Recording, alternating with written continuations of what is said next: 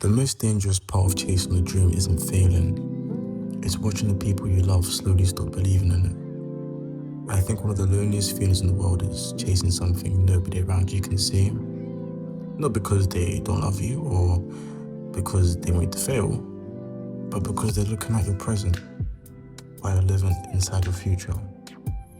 Those are two completely different places. Trust me, I know. People always say the right people will support your dream, and I don't really know if I believe that anymore. I think most people support what they understand. If someone tells you they want to be a doctor, everyone gets it. Study, graduate, get the job. There's a map, a layout, a plan. And even if it's hard, people know there's a road where it's supposed to lead. But tell someone you want to be an artist, or a creator, or build something that doesn't even exist yet. And just watch, how quickly the question changes. How are you going to get money? What if it doesn't work? What's your backup plan? Not funny. Well, it kind of is. Nobody asks a child for a backup plan when they're learning to walk. They expect falling, don't they? But somewhere along the way, we stop allowing people to be beginners. We expect proof before belief, and I don't even blame people for that. They're usually trying to protect you with the only map they've ever known. If every important decision in their life came from following a clear path, of course they'll struggle to understand someone who's walking through a forest with no signs. The strange part is, they're not the hardest people to deal with. You are. Because eventually, their questions become your questions. What if they're right? What if I'm wasting my time? What if I'm mistaking obsession for purpose? Those thoughts are dangerous because they don't sound like fear. They sound like logic. And that's why they're convincing. There's a part of chasing the dream nobody posts. The invisible work. The months where your life actually looks worse from the outside. You're saying no to plans, you're disappearing, and you're spending hours learning things that nobody notices or cares about. You're failing repetitively, constantly, in complete silence. Imagine planting a tree.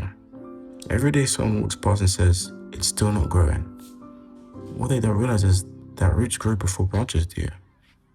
The part that keeps the tree alive is invisible first, and I truly believe dreams work the same way. We only celebrate branches, and no one applauds roots. Being in France made me think about that.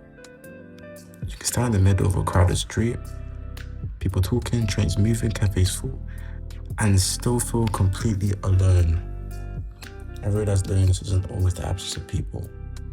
Sometimes it's the absence of people who understand the version of you you're trying to become. And maybe that's normal.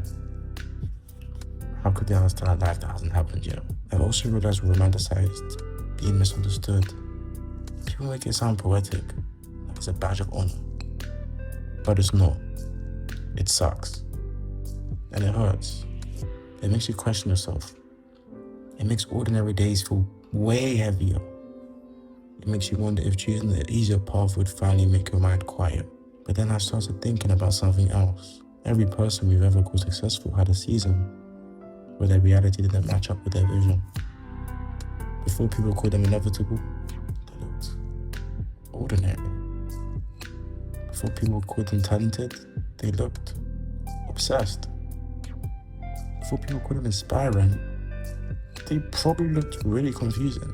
History has a strange habit of making uncertainty look obvious once it's over. Maybe that's why we keep forgetting what it feels like to be inside it.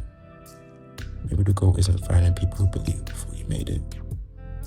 Maybe the goal is becoming someone who keeps walking, even when belief is the only thing you're carrying. Because one day, the dream won't need explaining. It will introduce itself.